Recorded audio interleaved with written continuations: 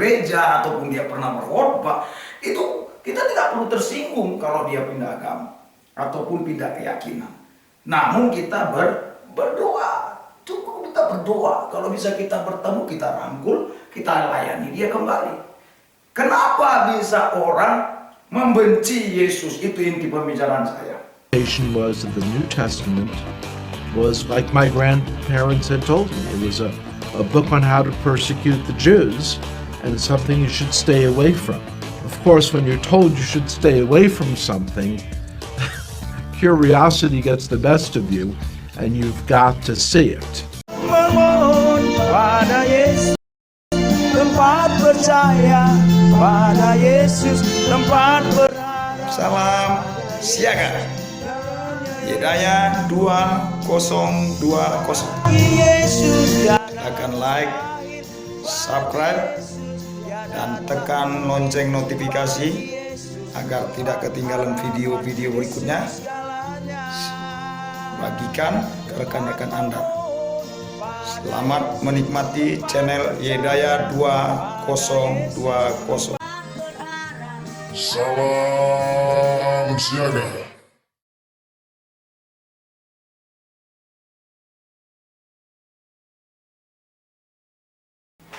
Salam siaga.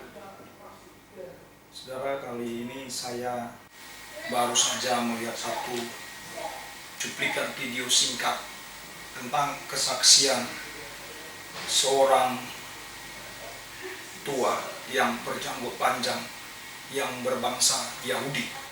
Here's what you need to do. You've got to first shave your head. You dress all in black. You've got to wear a white robe. Eat only kosher foods. You've got to become a Jerusalem. You've got all those outward cultural things. You'll discover the God of the universe. Orang Yahudi itu punya kitab namanya Perjanjian Lama. Sedangkan kitab Perjanjian Baru itu mereka tidak mempercayainya. Understood that we had our Bible and the Gentiles had their Bible, the New Testament, and that they were two completely separate books. Because the only people I knew who were believers in Jesus were all people in our public school who were Italian Catholic, I imagined that Jesus was Italian. And so the understanding that he's actually Jewish was a shock. And then to hear that the New Testament was written by Jews, I couldn't believe. Beda dengan orang Kristen. Orang Kristen itu mempunyai dua kitab, kitab Perjanjian Baru dan kitab Perjanjian Lama. Mengapa saya begitu tertarik dengan cuplikan seorang bangsa Yahudi ini? Karena kesaksian beliau ini hampir sama dengan ketika saya awal mula, maksudnya waktu saya belum percaya kepada Yesus, kesaksian saya. Dulu saya punya beranggapan bahwasannya Yesus itu adalah hanya seorang nabi dan orang Kristen itu telah salah. Kenapa mereka menganggap Yesus itu sebagai Tuhan? Nah, di dalam video seorang Yahudi ini dia menceritakan bagaimana dia dulu menjalankan religinya ketika dia menyembah Tuhan. Dia harus menghadap ke Israel, ya, dia harus menghadap ke arah India. Seperti itu, ada aturan-aturan lain, harus memanjangkan janggut. Dengan cara demikian dia lebih khusyuk dan dia bisa berjumpa dengan Tuhan.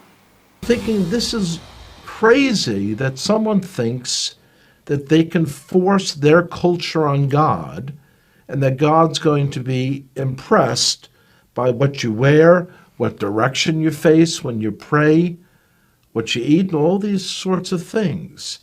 It seemed to me that if there was a God out there who could be known, he should be able to be recognized no matter where I face, no matter how I'm dressed, because he's God. Isi di dalam religi keagamaannya bahwasanya dengan memelihara janggut dan berdoa harus menghadap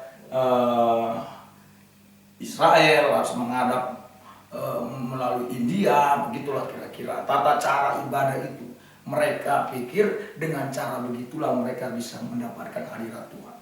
Ya, saya pikir ini tidak menyinggung. Ya, saya pikir itu, ya itulah dulu pengalaman dia kan gitu. Sama seperti saya juga dulu seperti itu. Ketika saya masih Muslim, cara tata ibadah saya ya seperti Muslim, harus menghadap kiblat, ya kan, harus ambil air wudhu dulu sebelum kita menghadap Tuhan saya dulu, kan seperti itu. Namun setelah kita tahu sekarang bahwasanya Yesus Tuhan itu yang mengambil rupa manusia itu, dia adalah Allah, dia maha hadir, ya. Sekalipun dia menyatakan kehadirannya ke seseorang itu di suatu tempat-tempat tertentu, namun bukan berarti kita harus membatasi kemana kita harus menghadap dia. Bukan arah hadap kita ini yang diperbincangkan, namun roh kebenaran yang ada di dalam hidup kita itu ada keantusiasan walaupun kita menghadap mana saja. Tidak menjadi membatasi hadirat Tuhan itu dinyatakan. Nah, saya pikir tidak perlu tersinggung. Seperti contoh baru-baru ini, kalau kita masih ingat yang sedang viral, Ustadz Yudi Mulyana yang dulu 11 tahun saudara, dia menjadi ustadz dan dia mengaji segala macam, lalu tiba-tiba dia murtad. Ya. Puji Tuhan. Pertama-tama saya bersyukur hari ini Tuhan memberikan saya keberanian untuk kembali kepada kasih yang mulia. Amin. Melalui pelayanan Pastor Philip di YouTube, Tuhan mengembalikan saya. Amin. 11 tahun saya meninggalkan Tuhan. Sebetulnya saya salah seorang pendeta yang sempat berkhotbah di gerejanya Pak Samuel di Ungaran. Saya belajar sampai S2 teologi dan saya sempat lulus dari S2 IAIN dengan lulusan terbaik di Indonesia 17 bulan. Saya lari ke Surabaya karena Tuhan menggunakan saya untuk bisa beribadah di Surabaya. Tidak mudah bagi saya untuk bisa sampai sekarang berdiri. Saya sangat bersyukur hari ini karena Tuhan sudah mengeluarkan saya selama 11 tahun tersesat dan kembali kepada Tuhan dengan cara yang akan saya. Doakan saya bisa setia sampai saya menghidupkan mata saya tetap dalam iman Kristus. Tuhan Yesus berkata.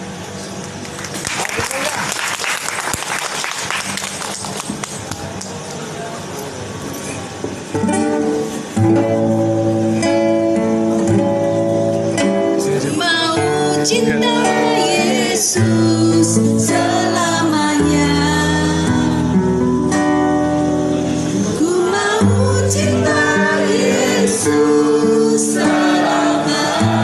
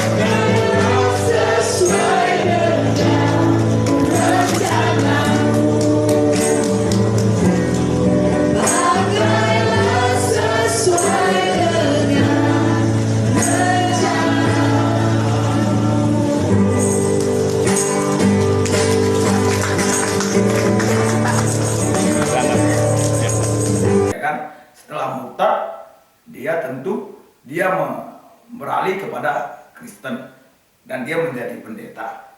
Dia sekolah teologi, ya kan? Bahkan setelah beberapa tahun kemudian dia mualaf lagi.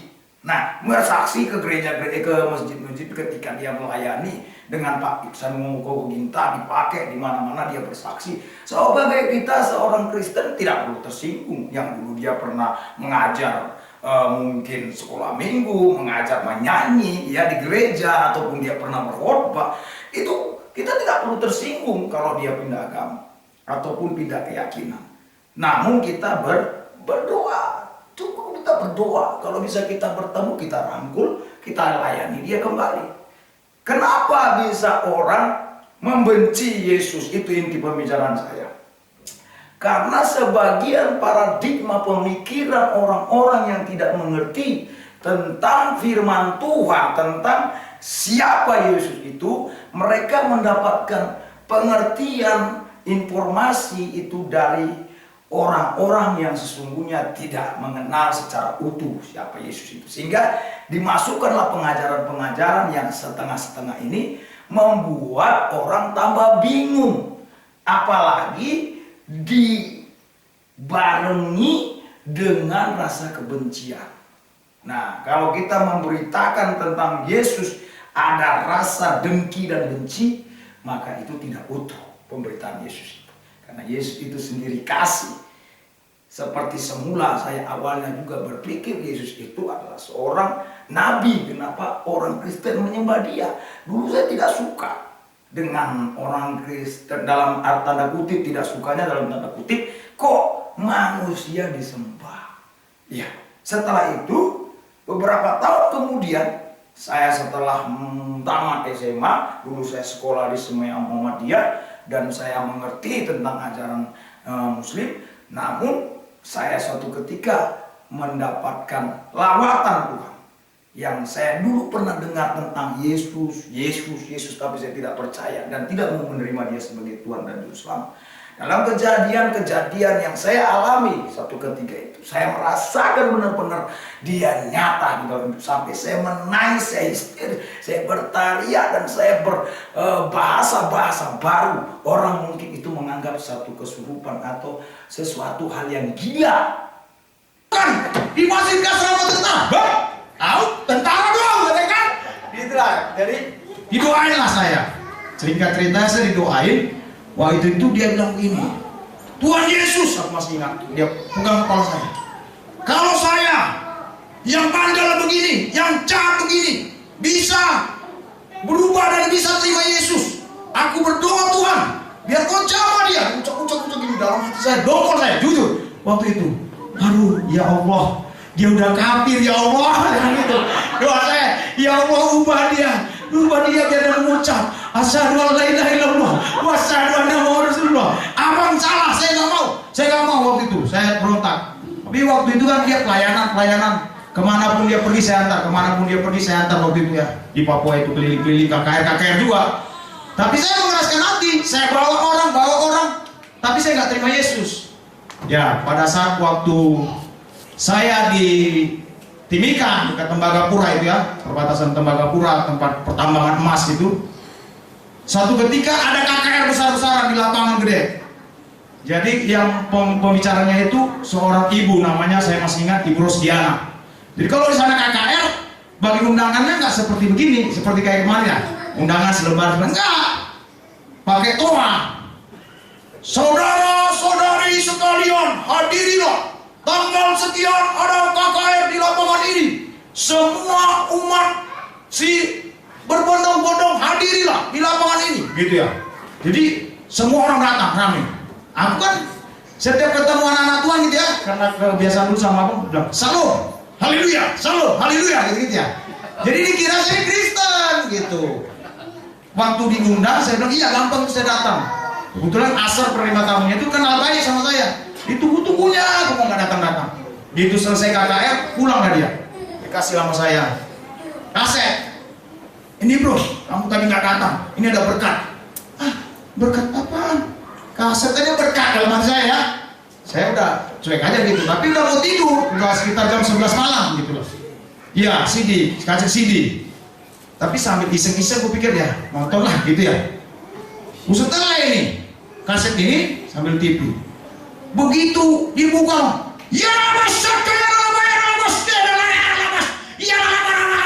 saya merinding begitu loh. Roh saya seperti ada yang siram saya begitu. Langsung, ada apa ini kok? Dia bahasa apa? Tapi saya pernah dengar abang begitu gitu ya. Terus dia bilang, saya ini adalah seorang muslim. Bapak saya adalah pendiri masjid di Makassar. Abang saya kapten. Pernah mau tusuk saya. Mau terima Yesus? Kalau kau terima Yesus, maka pedang menusuk kau. Kalau kau tidak terima Yesus hari ini juga, kau kembali ke keluarga kami. Dia berdoa di depan saudara-saudaranya.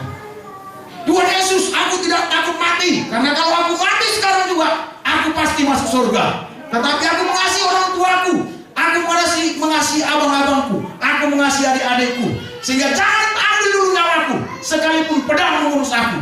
Kau terima Yesus, aku terima Yesus. Ketika mau ditusuk begitu, abangnya ini langsung jatuh, beritahu. Langsung saya berbahasa roh. Ya bataka ya labas, Yesus luar biasa kau dahsyat. Pada saat itu tetangga saya dengar, kan ada yang tahu saya ini muslim. Kok bilang-bilang Yesus, kok bilang-bilang Yesus gitu ya. Akhirnya diketuk kamar saya, ketuk-ketuk begini. Saya ketuk aja. Ya bataka ya labas, lah ya labas. Ini pokoknya ikut-ikut itu kali Bu Rosiana itu. Iya nama, ini nama, gitu kan. Langsung orang ini dobrak pintu, dikirain udah kesurupan gitu kan. Buah, dobrak pintu saya. Tapi sebenarnya saya sadar. Cuman karena aku memang tergerak terus, rohku kayak mau menyembah terus. Akhirnya orang itu datang. Wah, ada satu orang yang kenal sama cerita saya. Dulu abang saya ada pendeta begini, saya cerita-cerita gitu. Akhirnya diangkatlah handphone saya ini. Biar jangan bilang dia kesurupan. Bertengkarlah mereka. Yang muslim teman saya muslim, yang saya kesurupan. Enggak, dia penuh roh. Roh apa? Roh setan. Enggak. Mari, abangnya ada pendeta gitu loh. Dia angkat handphone saya ini, teleponlah. Malam itu kira-kira jam 12 ya bang. Saya telepon, tapi saya nggak ngomong apa-apa. Ya lama sekali hilang apa? Wah, darah dia. Hilang sekali ini. Kalau lama, wajah itu langsung luar biasa. Itulah awalnya saya terima Yesus. Kemudian beberapa tahun saya ikut ambil bagian pelayanan sama-sama abang saya dan saya sekolah Alkitab.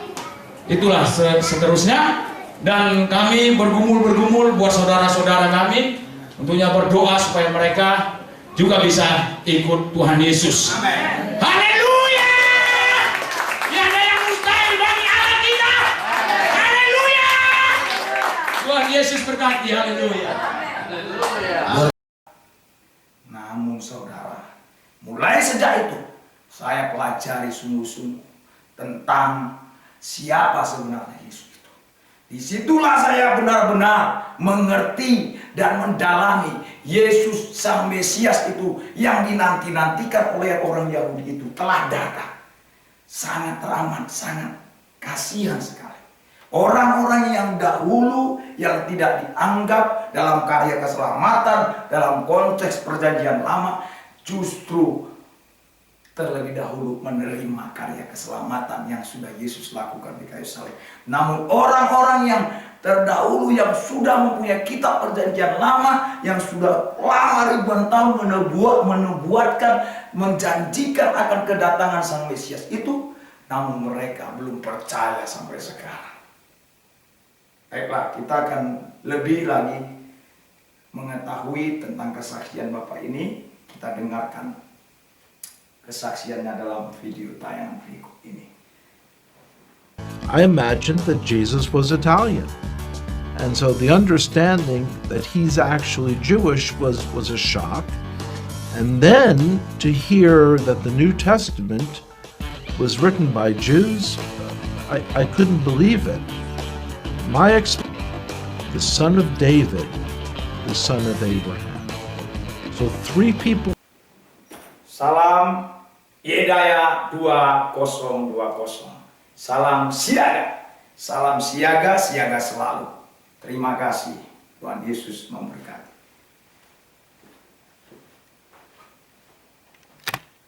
Jesus. When you realize, though, that it's in the middle of our Bible, our Jewish Bible. When I first came to faith, I dared not tell my father, because this is a time period in the 1970s when there were lots of gurus and cults, and he was very concerned about me getting involved in some crazy sect and going off someplace. So I waited for months, and when I finally told him, he was very skeptical. On his own then, he started to read about Jesus as well. About a year and a half later, I told him that the fellow who wrote one of the books that he had read, that this fellow was giving a lecture in the city in New York. And he agreed to come out to hear that person. And one of the most amazing moments of my life was the speaker said, "Would everyone here who is a Jewish believer in Jesus, would you raise your hand?" And I raised my hand. My father also raised his hand. And I looked over and I said, "Pop," he didn't say would all the Jews raise their hand. He said, would all the Jewish believers in Jesus raise their hand? And my father looked over and he said, "Yes, I heard what he said." The decision to come to faith in Jesus as the Messiah was not something that was a momentary lark. It wasn't something that was a passing fad. And I could see changes in myself that I knew were not from within myself. I had kind of tapped in to a truth for our Jewish people that was very powerful. Salam Yedaya 2020. Salam siaga. Salam siaga, siaga selalu. Terima kasih. Tuhan Yesus memberkati.